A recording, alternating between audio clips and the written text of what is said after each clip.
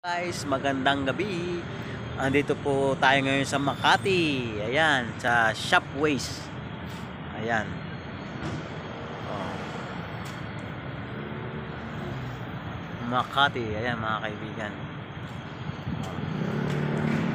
Makati. Ayan po isang building na mataas.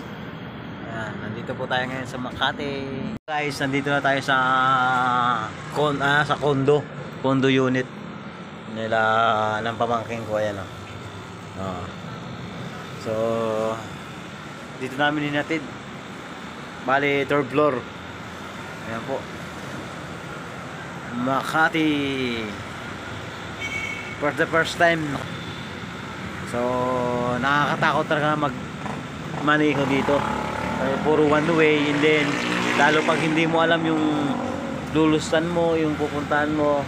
Ayan, nakakatakot dahil pwede kang ma-violation na makuha yung lisensya mo. Ayan. Wala namang problema sa pagmamaneho, mga kaibigan. Ang problema lang natin yung mga papasukan mo, lulustan mo. Ayan, nakakatakot lang makuha ang lisensya natin dahil pag hindi mo alam ang lugar na pupuntahan mo, yung exact na lugar.